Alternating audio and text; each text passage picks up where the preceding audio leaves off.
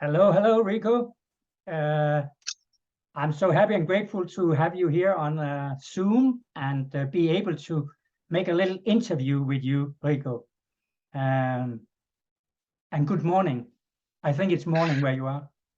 Yeah, it's morning where I'm at. So, good evening to you, Morton. It's a pleasure to be here, and thank you for having me. Can you tell where are you actually in the world at the present moment? Where are you? In what town are you living? I reside in Phoenix, Arizona. Arizona. Great, Rico. I believe that from what I have seen and heard about you, that you are a role model. You are a person that have a lot to share that can inspire young people to make a change and to become change makers. Uh, that makes a difference in the world or in the local community or in the family or whatever. So I'm very honored to have this talk with you, and I have prepared a couple of questions, actually 10 questions, Rico. So are you ready to explore those questions and get the best answers for us? That's what I'm ready for, to get the best answers you can come up with around those 10 questions. Yes, sir. Let's go. Let's rock and roll. Ego, first I would like you to tell a little bit about your life story in the way of what have shaped you to become you. Uh, and that can also be people from the past that have been shaping you. So a little bit about your life story, Rico. Well, there's many things that have shaped me. Most events in our lives are going to shape us. If it's a significant event, there's going to be significant emotional shifts, and so um,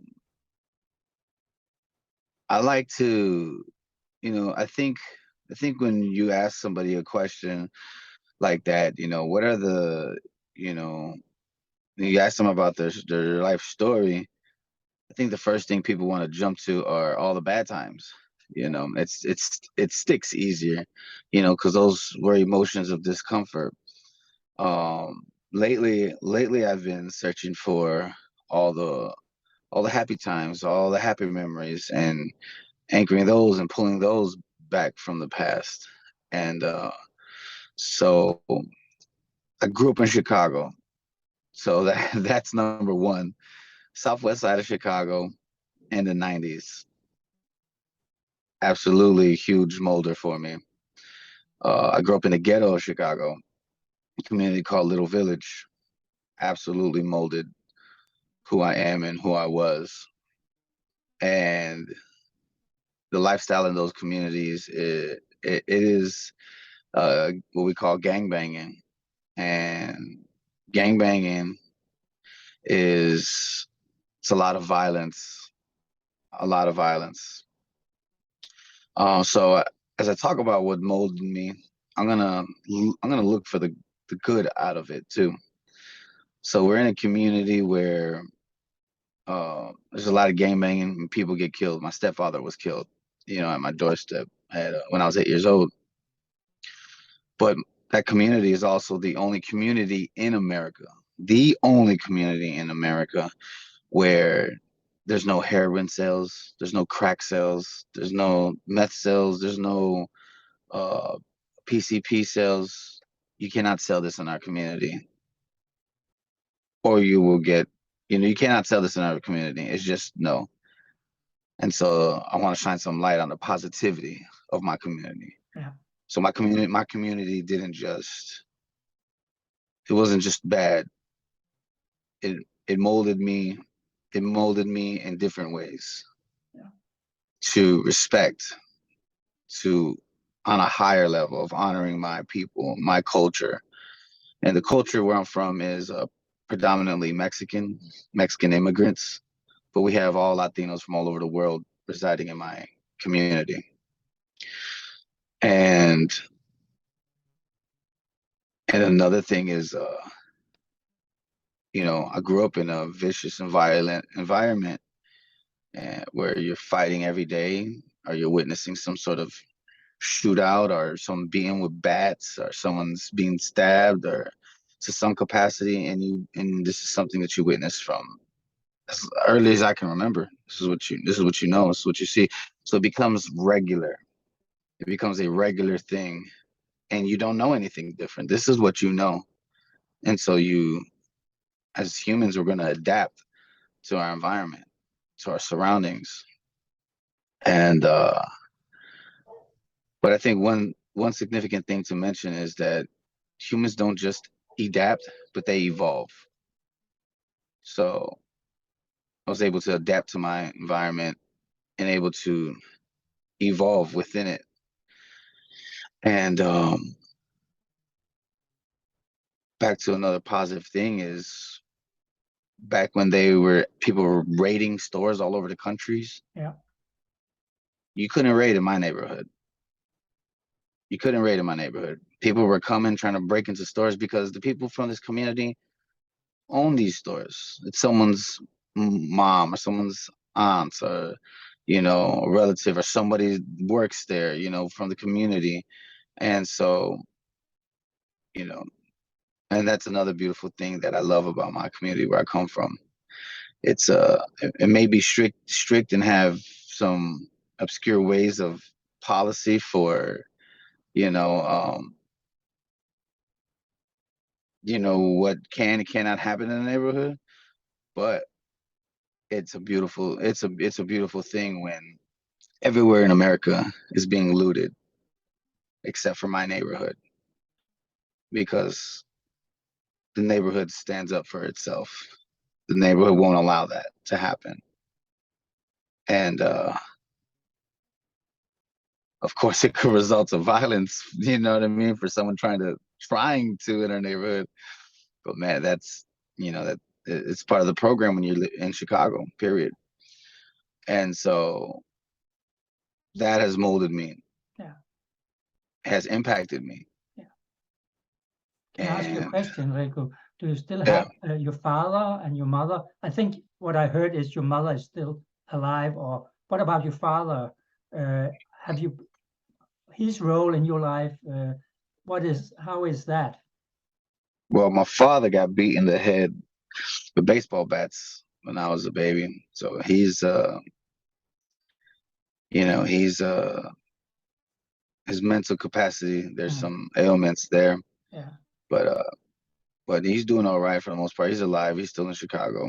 Okay. He We didn't have a relationship growing up. Which really didn't impact me as a child. I really didn't feel it, because you can't miss what you never had. No. And so I never really felt that aspect of it. But he has come in my life as an adult, wanting to be a grandfather to his grandchildren. Yeah. And that means more to me, because these are my babies now. Yeah. That means more to me than any time he missed out on my childhood. Like, I don't hold a grudge. It's not something that affects me, that I can think of, or that comes out on a daily basis. I know there were some things, and I was able to work through it, and and it was just one of those things where you're just not aware. You're not aware of your behaviors. But yeah, that's our relationship. So that's actually lead me to question number 2, Rico, and that's about role models, people that inspire us during our lifetime. So and could you please share again from the past, who were your role models, and who are your role models today, and why? growing up as a kid, my role models weren't superheroes. My role models were gangsters. I wanted to be a gangster. I wanted to be a gangster. Oh, my uncles, my older uncles were, all my uncles were pretty much my role models growing up because they were, you know, they had a name for themselves in the streets. And so movies started coming out like Menace to Society and um, Boys in the Hood, and they were similar lifestyles to what I would see on a daily basis. And so there were characters that were just these wild characters that were just, you know, dangerous and just didn't care. And with all the life circumstances going on in my life at the time, my mom being beaten by my sister's father, and then my brother's father and being murdered, and my mom, only being 23, having to deal with this stuff mentally Yeah. was not easy. No. And so I didn't have the mother and father that a child may need or want at that time. So where do I go? Who do I look up to? Yeah. Outside, it was in the streets. It was the thugs, the gang members. They still sell drugs in the community, but soft powder cocaine and some weed, is the only thing you know that that won't cause any real problems for anybody. And so, you know, there's still a market for that. So you see the guys with the jewelry and and some of them are young men, 16, on their own with their own cars, doing their own things, living their own way. So you look up to that because that's all you see. It's all you know. You see it in the movies. That's all you want to be. It's a sense of confidence. Yeah. So that's all I wanted to be. And then as I got older, I started to I make music. I make music right now. Um, I put out music videos, and some of my inspirations were, my early first one was Snoop Dogg. Yeah. He was doing he was doing gang banging. It was it was gang stuff, but he's rapping about it. And then, further down the road, it was I got, you know, I started hustling myself, and Jay-Z played a big impact on me because he was different. He had a business mindset, and that for me was early on when I knew that I was going to be this street person that I am, but I was going to be a businessman. I was going to turn it into something. I was going to capitalize off of it like Jay-Z did. I knew that by like 15, 16, I knew exactly that that's what was going to happen. Wow. And and um and I really connected with Eminem.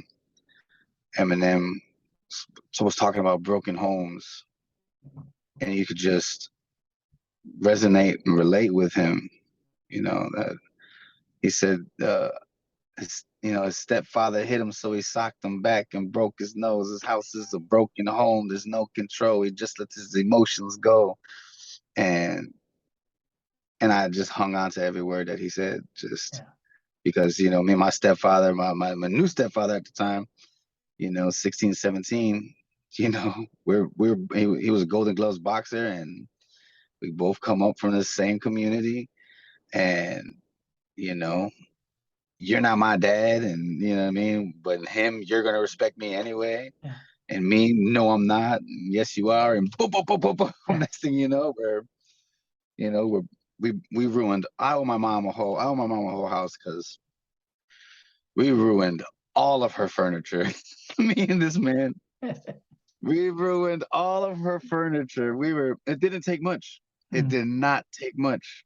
And sometimes, and I believe that it started, we did it, that became our form of love, like, let's see who, let's just beat each other up right today. You know what I mean? Yeah. We haven't beat each other up in a while. Let's beat each other up. And so that was those are, but I've had some positive role models.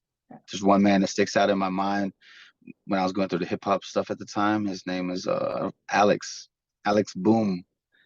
He was a substitute teacher. He would do hip hop. This was at Morton East High School when I was going to Morton East High School.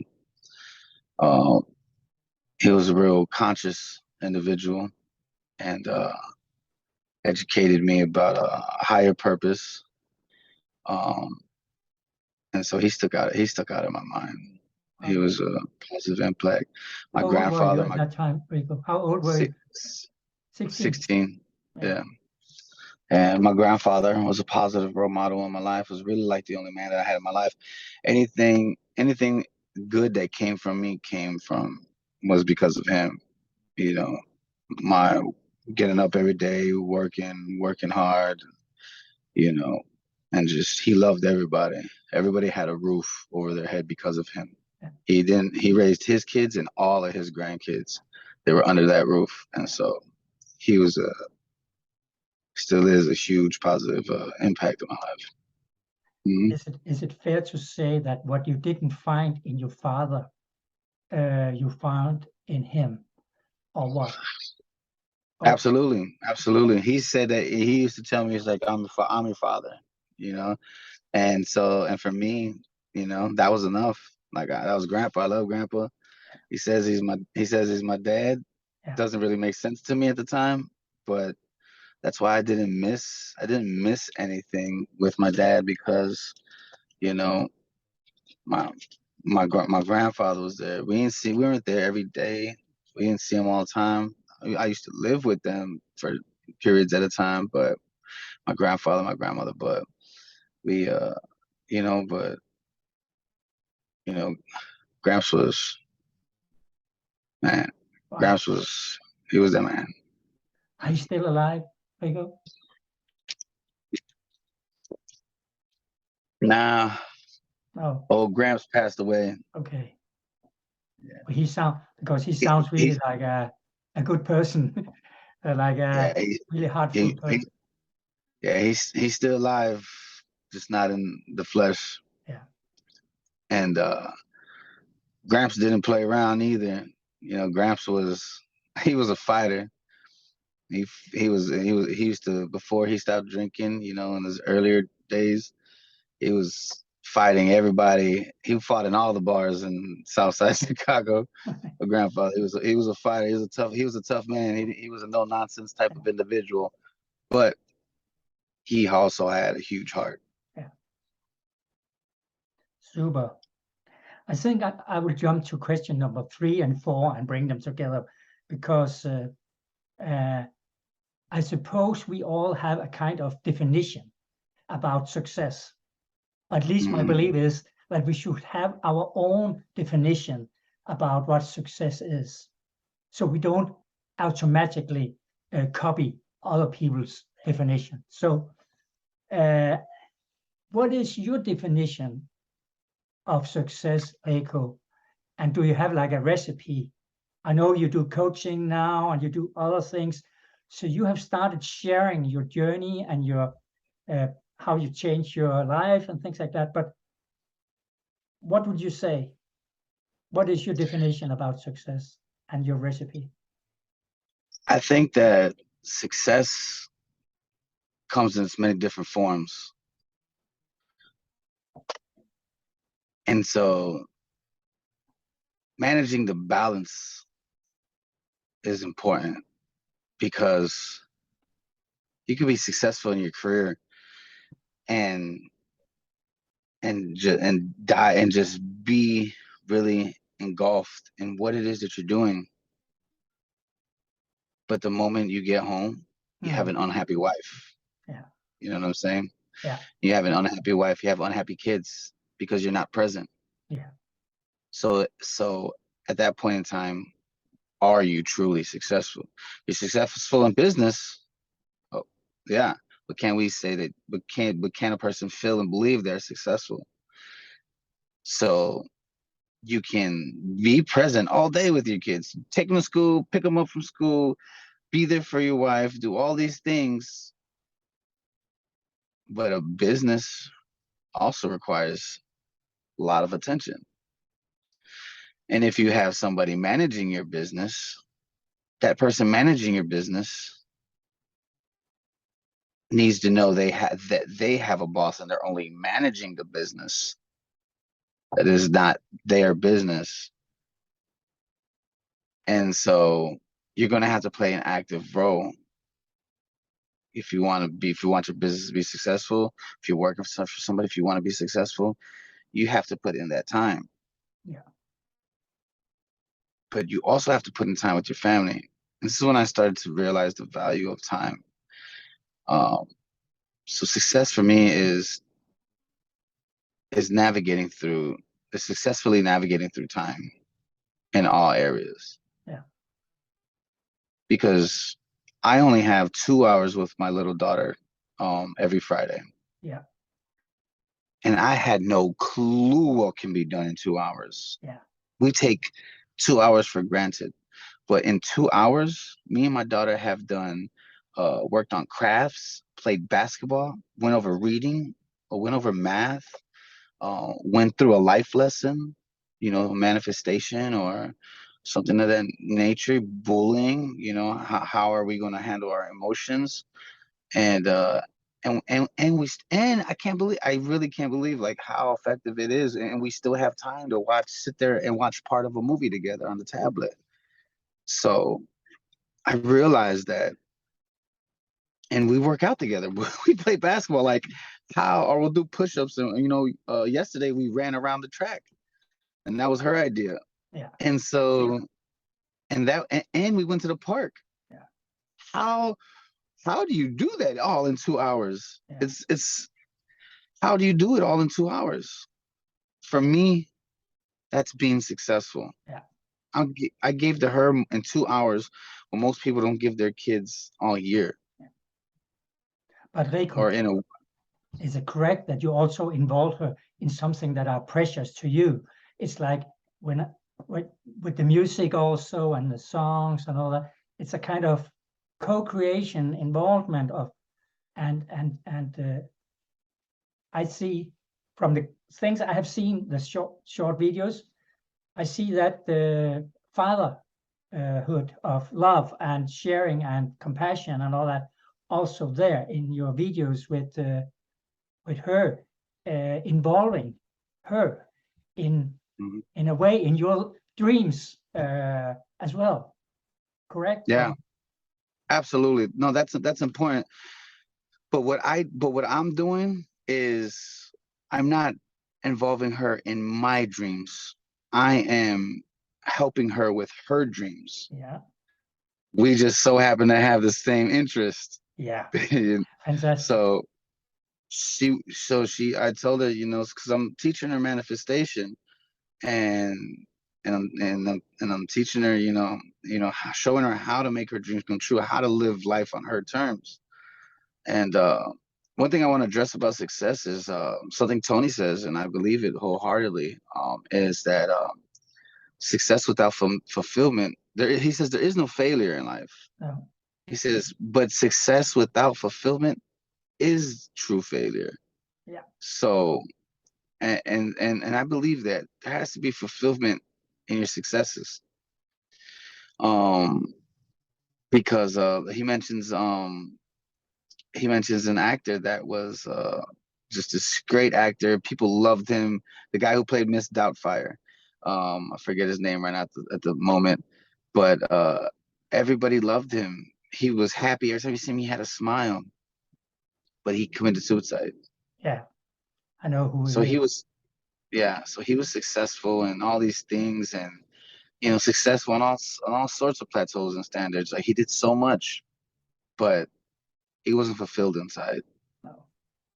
And so back to my daughter, I asked her, what do you want to be when you grow up? She said, "Oh well, I want to be a basketball player, a scientist, and and a singer." You know, she doesn't know, but she doesn't know exactly, but you know, she likes those ideas. So we do science projects together. Yeah. And she tells herself, she says, "I am." She's like, "I'm a mad scientist." She's like, "I am a scientist." Yes. She takes that identity on. She's a scientist, and then I love her because she's my baby. She says she's a mad scientist, and I love it. It's cute, nothing crazy, nothing. You know, she'll just do something funny like mixing colors in the water and stuff like that. And she's a mad scientist, you know, and and that's beautiful. Okay, you want to be a basketball player? Come on, let's go play basketball, and we run drills. I'll let her do her thing, jump around, play around, have fun, and then you know, hey, let me show you these techniques. You know, this fast break and transition. You know, and she's an amazing passer, and so she's gonna have that advantage. You know, later on. So you know, and then 2 weeks ago, you want to be a singer? I brought recording equipment. Here you go. She recorded her first song, and yesterday, when I visited her, we released the video, and so she has her own music video. You're a singer now. You are a singer songwriter. And she's a motivational speaker, and she doesn't even know it. She didn't ask for that part. I included her in that one, so that's how I included her with mine. You know, Yeah. and with my mission to impact the world and to help these kids out. So success. That's my definition of success. That's my recipe. Is you know you have to. I read a book when I was in prison, and this man was saying that when you're somewhere, be there. And I realized I was never present with my family, and so that was my mission when I came out. That I'm going to be present. And these 2 hours that we get, man, Yeah. special. So that's my version. That's my vision of success. I think there's a quote or some sayings. The journey is the destination. Something like that. It's the journey. It's not the end destination that are the final. We have to focus on the journey and Yeah. make that the best journey, and then yeah. And I suppose, at least also from my part, I can see that there have been big time where I have focused more about the goal than the journey, and so I believe that's connected with the now, and really enjoy the moment and everything you have talked about here with your daughter and all that, to be present. Well, I want to say something else to people. I want people to know this. That my recipe for success, because I remember you asked that too, Yeah. is living inside your purpose. Yeah. So right now you had mentioned, you know, sometimes you focus just on the journey and not the process of it. Me, I, w- I would focus on what it is that I wanted to do in life. And I was successful. Like my career, you know, before I've gotten locked up, and before, you know, it just always seems that for some reason, I get locked up and lose everything, or little periods of time, or longer periods of time, and it's just things are just, you know. But you know, I've had levels of success. I've done tours with Lil Wayne, with you know, Bone Thugs and Harmony, with you know some of these great names and famous people, and but wasn't living inside my purpose.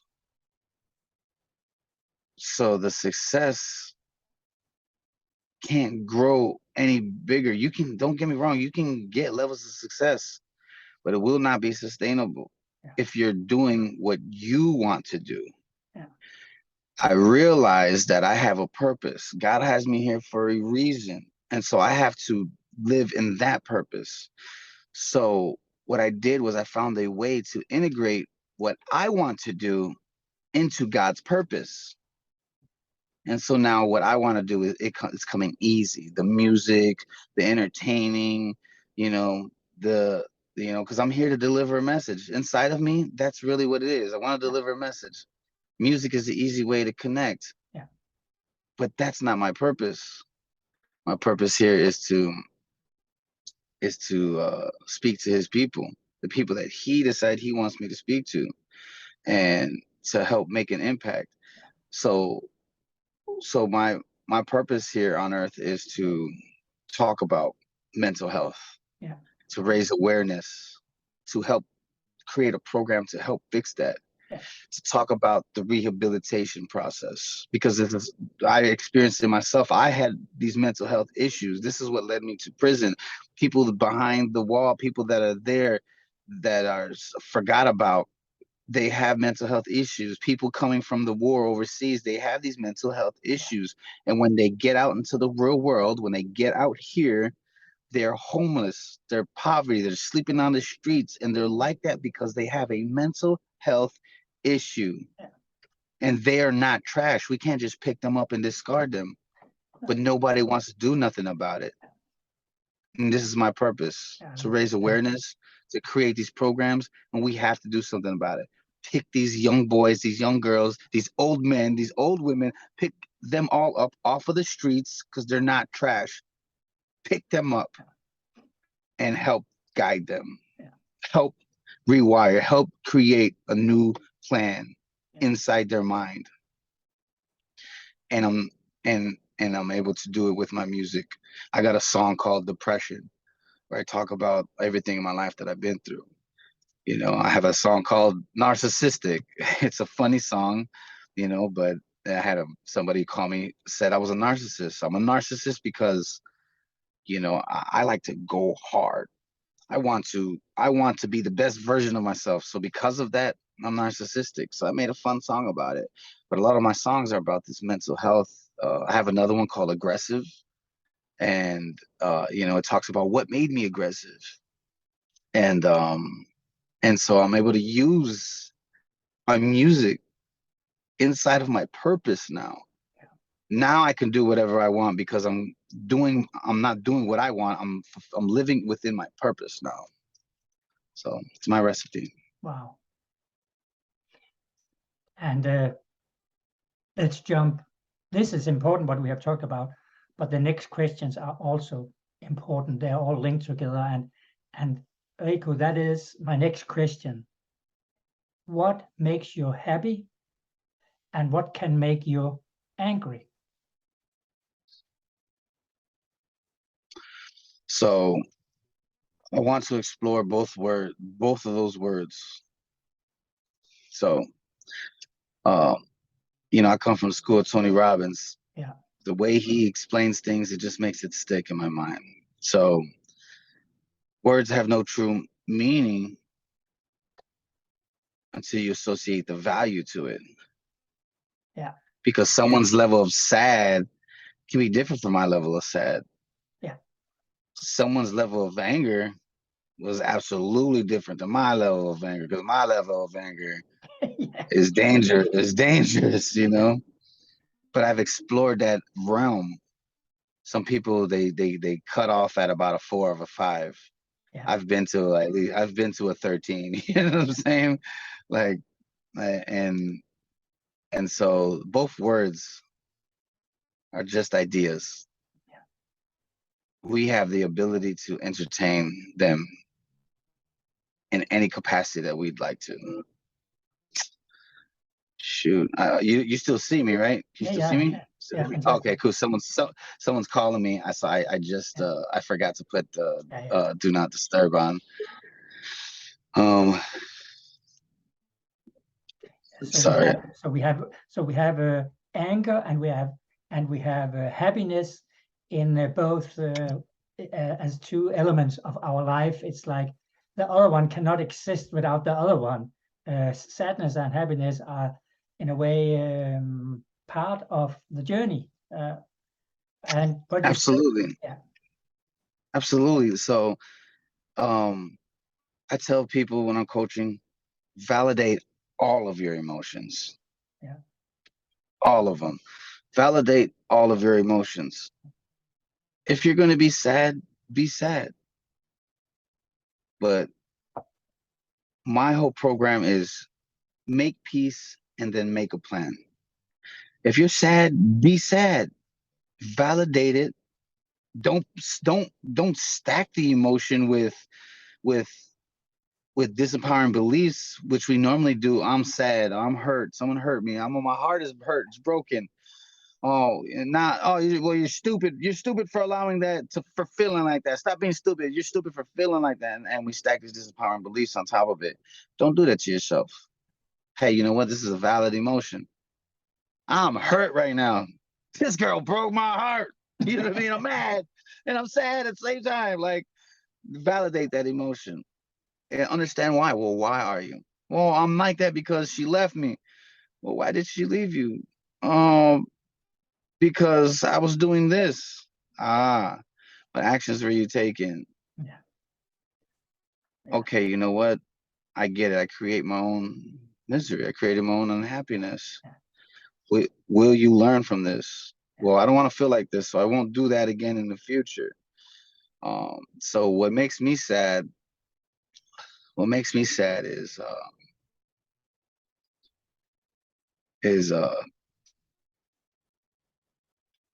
is human potential being wasted. Mm. That's what makes me sad. You know, I mean, what tugs at my heartstrings are my children. You know, children. Period. Tug at my heartstrings. But what makes me angry? Um, everything. Everything makes me angry. Um, but at some capacity, that was my previous belief system. That was my previous. It wasn't even a belief system. It was just a programming. Yeah, pattern. My programming was be angry about everything because you can't be sad about anything or feel anything else. Yeah. And you may need to be violent, so you're gonna need this anger to fuel rage. And Tony says you're gonna live a miserable life like that if you're always angry. You're stressed and all these diseases, all these things are gonna come to you if you live like that. And so lately, present day now, nothing. I don't allow anything to make me angry because it's just an idea. I have to be willing to entertain it. And right now, what I'm focused on is my purpose. I don't have time to give. I don't have time to be mad about nothing. No, I love I that got a answer. job to do. I Thank really you. love that answer, Rico. So that's the point. I don't have time to be angry. You said correct? Because you focus on your purpose, and what makes you happy is also your purpose. So you are actually nurturing and give energy to the positive that part, and yeah, what you focus on expand, correct? And Absolutely. it's so true. Yeah. Yeah. So, but again, validate the emotion. If you do get upset, validate it. Hey, this upset me, and then get over it. Create peace and create a plan. Okay, but is this the mindset that you want to stay in? The answer is no, because you will not. You cannot You can manifest from there, but you can't. You can't manifest the life that you want. You can't manifest the things you want. You know, because what you want is what makes you happy, right? So then you transmute that energy and you redirect it towards your focus. It's funny, Rico, because I said in the beginning that let's have a talk half an hour, and we are now at question number 7 out of soon coming to question number 7, and we have been spoken for 1 hour now, just to say that time is going fast when it's a good it's a good time, a good actually we're talking about the purpose and our journey, and that's important to us. So I hope that there will be a lot of people actually being able to see the whole interview with you, because there are so much interviews that are 2 minutes, or let's get the a half 30 seconds and all that.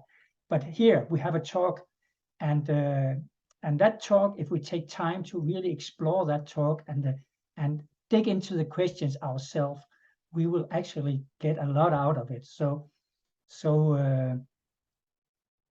what is the next question? and that is, what is your biggest mistake? And I know that both of us, we don't believe in mistakes in the old definitions. Like, so it's more, what did you learn from it also? But look back, Rico, please, and tell me, what Yeah. is your biggest mistake and what did you learn from it? Well, one of them is what we just expressed right now. So what I'm giving is quality time. Mm, Ideally 30 minutes, 30 minutes is, but this isn't, but that is something that maybe I want for no apparent reason. What God wants from me is to answer these questions thoroughly, with passion, with conviction, with honesty, with, you know, being genuine, authentic. And so that's one of the things that I learned. And quality time is important for everybody. And that's my love language, quality time.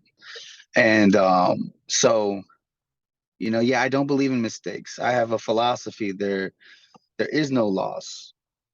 The only the only time you lose is when you don't see the win in your loss. It's my personal philosophy, and a lot of people can agree with it. There is no loss until you don't see the win in your loss. And so, but I tell you, but I had a lot of mistakes, um, but I'm grateful for all the mistakes, you know, but did they hurt me at the time? Absolutely. You know, separation with my first daughter's mother and walking away from my daughter, and I fought for her. I fought for years. I ended up getting incarcerated in Texas during the process, and I just gave up. yeah, I gave up. But I understand that that wasn't a mistake. Now I understand that I needed that time to develop myself into this man, yeah, and so that I can come back in my daughter's life and be the man that she really needs to have in her life. Because that man in the past was uneducated, was chauvinistic, was violent, was not disciplined, was a bunch of different things. And so another one was going to prison, going to prison. But, there's where I was self-educated, where I started working out, getting into physical fitness and started expanding my mind and my soul. And, so, I can go on forever with all the mistakes, but I'm going to tell you what it is that I learned from it. yeah.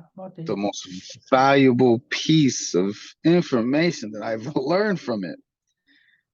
I learned what I call the four communications of God. I learned that God loves us. Like there's no end to God's love.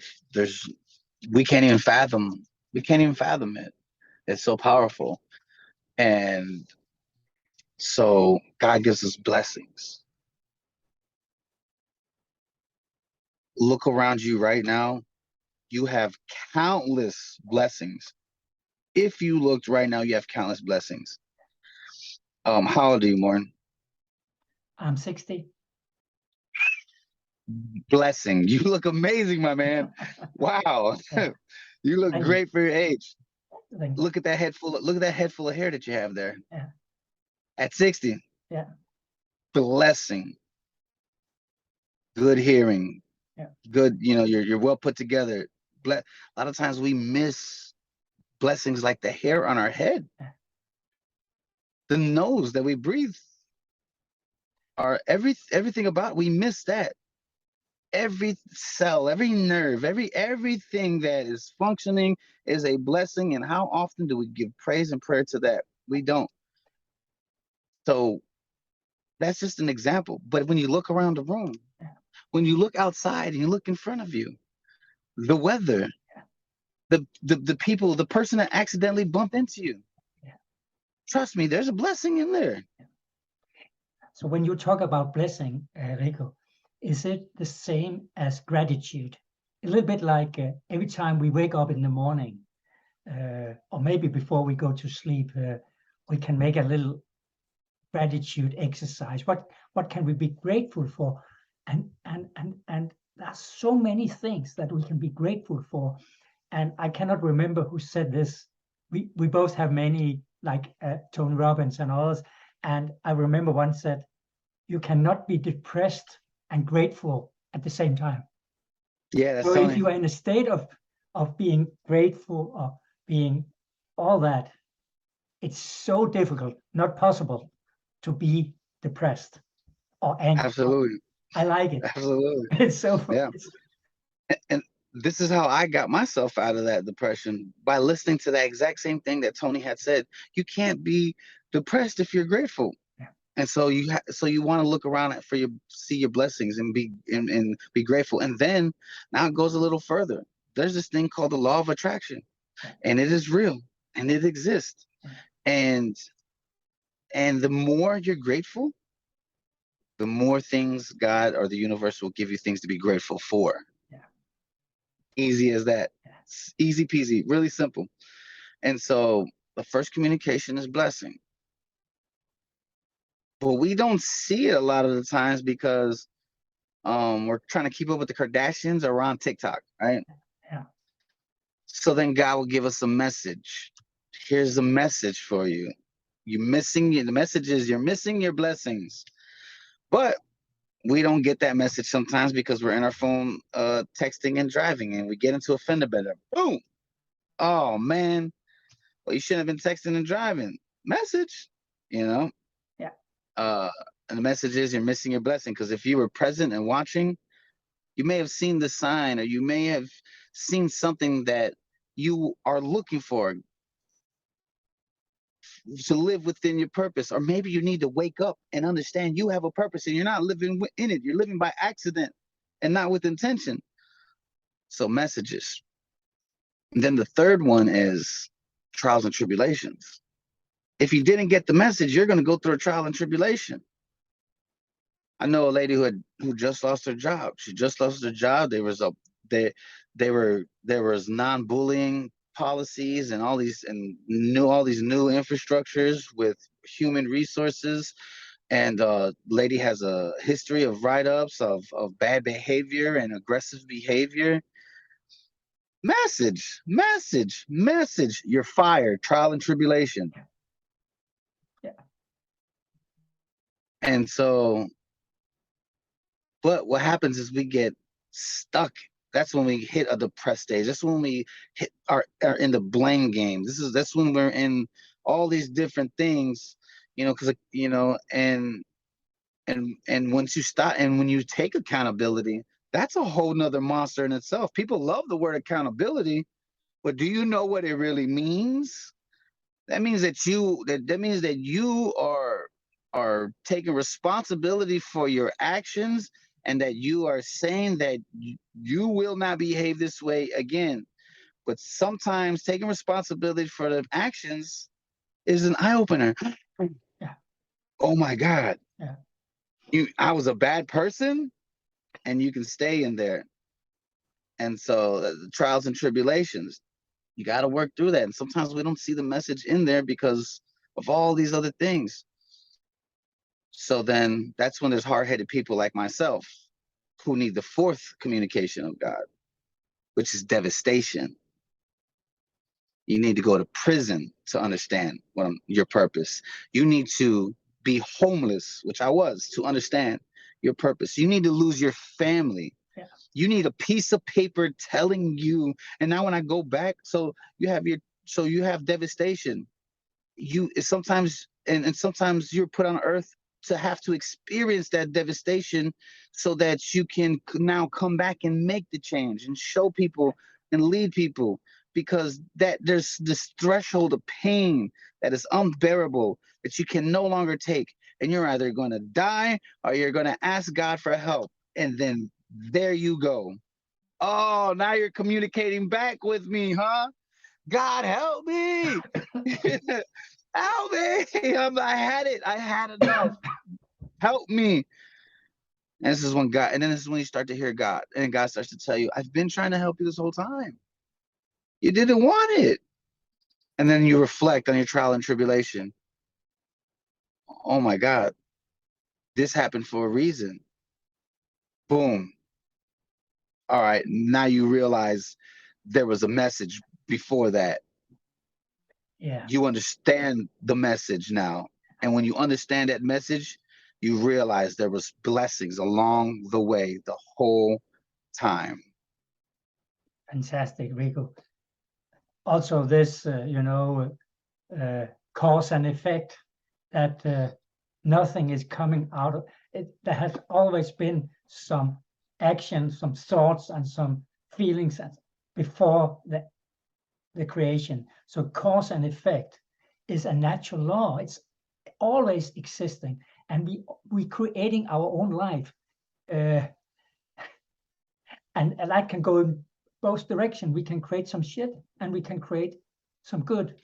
But and I know not all people likes this message that we actually have a huge responsibility, if not 100%, then a lot for that creation, and we cannot bring that responsibility to other people. Most of it is on ourselves, cause and effect, and that leads me to question number two, because part of what I would like to bring to young people in the future also is example this cause and effect, that that's a part of the law. But let me hear your answer to the question. What would you like to pass on to young people? A piece of advice or learning? I suppose you already have said a lot of it in your talk, but let's bring it to very simple. What is your piece? Is love. Yeah. Love. A lot of when I was young, um, I didn't think anybody loved me, which was absolutely wrong. Somebody had said something to Tony, and Tony repeats it. He says, "You don't have to look for love when it's where you come from." And we're born with it. It's ours. That is the one thing we're born with. Love isn't an emotion. Love is an energy. Everything else is learned behavior. Mad, sad, frustrated. That's all learned behavior. Mm. The only thing that we're truly born with is love. We're born in that. You can take a kid. You can take a 1-year-old baby and put him in a room filled with 1-year-old babies. You could put a turban on one of those babies. One baby can be dark, one baby can be light, one baby can be, you know, in between. One baby can be small, one baby can be big, one baby, and every baby is going to see the baby like a baby. Mm. They're not going to care what's on them. They're going to play, they're going to hug, they're going to be in love. They're going to be this. You're going to see the greatest display of love. And so that starts with self. So it doesn't matter what you're going through. It doesn't matter who is displaying this love to you. It doesn't matter because outside validation does not work inward. It may be some instant gratification and it may fill some psychological needs. But if you don't start inward and radiate outward, then you will be unsatisfied. So if I can tell these kids, hey, you have it rough, but remember who's important in your equation. Number one is you. If all you have is you, love yourself. Love yourself. Don't doubt yourself. Don't judge yourself. Don't put everyone else is going to do it to you. But you have complete control of how of making sure that at least one person loves you, and it's got to be yourself. Yeah. And in that frequency of love, it's going to radiate outward. When you love yourself enough to to work out. Love yourself enough to say, hey, you know, to educate yourself, to go into school, to play sports, to be a good person to other people, because you don't want them feeling how the world is making you feel, how everyone else is making you feel. But hurt people hurt people. Yeah. But if you can learn to love yourself first, then it's inward and then it radiates outward. You don't need validation from no one else. And then they'll learn the law of attraction and they will start to attract that. There was all these, they'll find reasons to see all the love, all the loving people that will come, all the gifts, all of everything in your life will begin to change. This is what I would give them. This is what I would tell them. This is part of the purpose. And that's also linked to the question about the find your own success definition. Don't live, don't naturally adapt other people's success definition. Find your own success definition. In my belief, is they are connected in a way. Yeah, everything we have talked about is connected.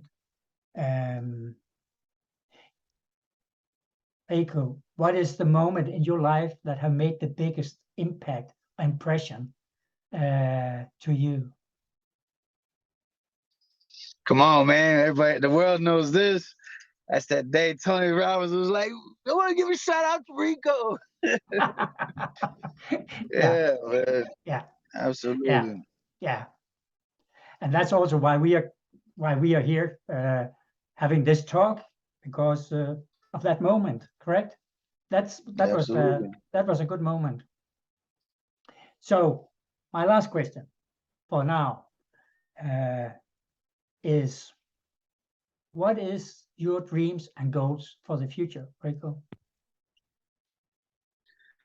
My dreams and my goals, well, that's a good question. Those are two totally different.